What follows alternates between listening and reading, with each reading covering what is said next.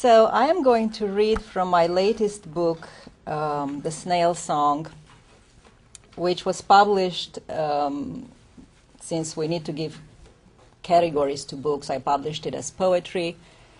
Some of you may think it's more like fiction, so I usually prefer not to really categorize what I write, so if you call it fiction, that's fine with me.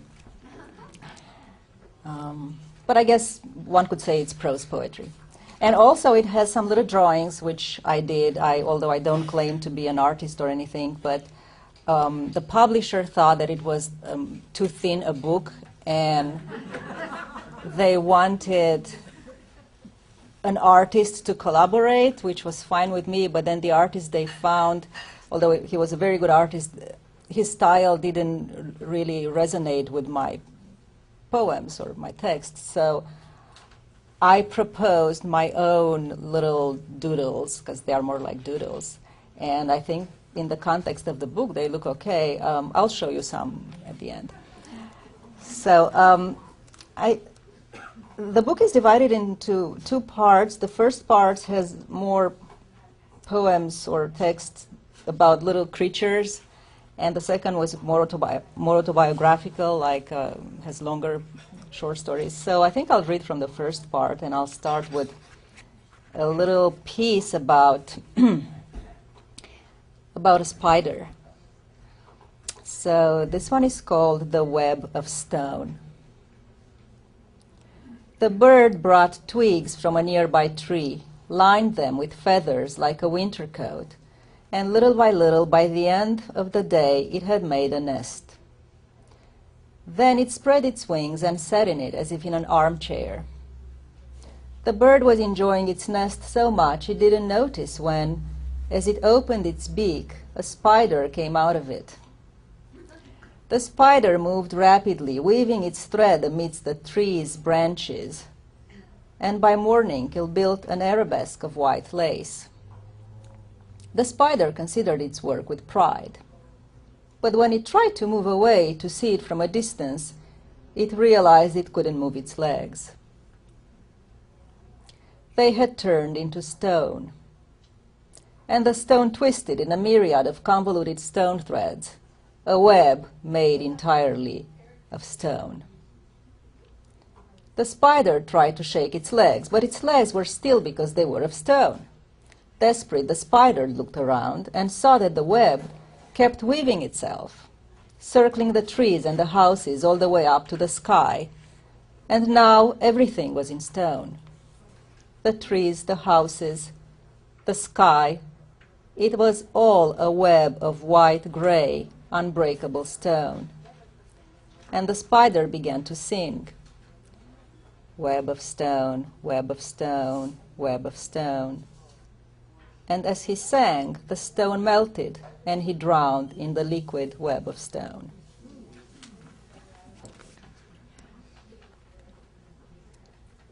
I have another one about another spider. In real life, I'm kind of scared of spiders, but I love them as creatures. I would be very afraid if I found a spider in my room, but I love them in a very literary way. Like I love to watch like a web, because I think they are very poetic creatures, and this one, I think it's about that. It's called The Spider's God. A spider weaves a web whose center, a black point from where white rays interlace in maze-like configurations, is himself.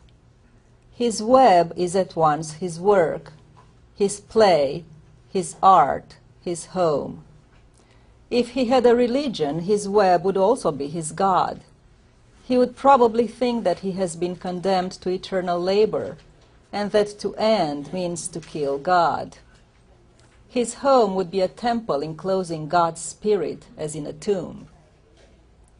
He would live with the anguishing knowledge that his life's goal is God's death, that creating means killing, and that there is no other way. But very likely the spider has no religion and no God. Work, play, art, home. he is simply an integrated being.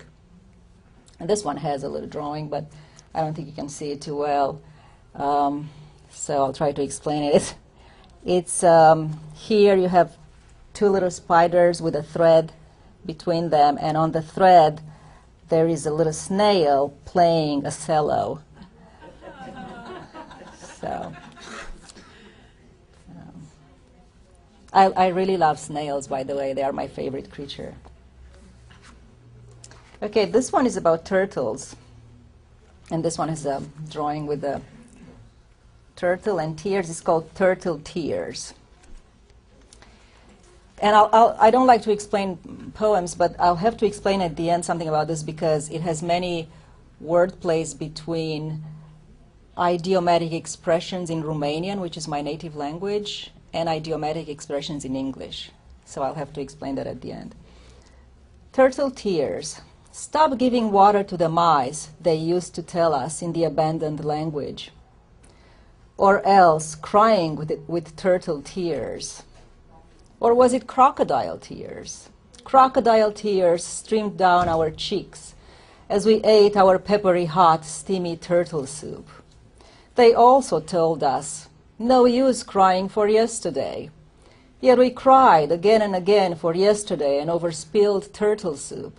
We ate and we cried, we cried, and we ate our peppery hot, steamy turtle soup, and collected our crocodile tears in elegant alligator purses, while mice bathed in the bathwater of our tears. By the time we finished eating, we had ourselves become little turtles wrapped in perfectly round shells. We were turtle shells collecting tears on rainy days, when the clouds cried for yesterday and for tomorrow, though it was no use. No use crying over spilled rain, but the clouds cried again and again with crocodile tears, streaming down houses and trees, and saved for dark days in our abandoned turtle shells. And we kept eating our peppery hot, steamy turtle soup in the light days born of our unending turtle tears. So here the expressions that, well, I don't know how much sense make them to you, but there are several expressions that come from Romanian idiomatic expressions that I translated literally into English, and one of them is stop giving water to the mice, which means stop crying. This is what a parent would tell the child. You're giving water to the mice, you're crying. Then there is the expression to cry with crocodile tears, which I think is kind of, I know it exists in English, it exists in Romanian too, and I think in French too, and other languages. Then there is no use crying for yesterday in Romanian, which means there's no point in crying because it's done and over with.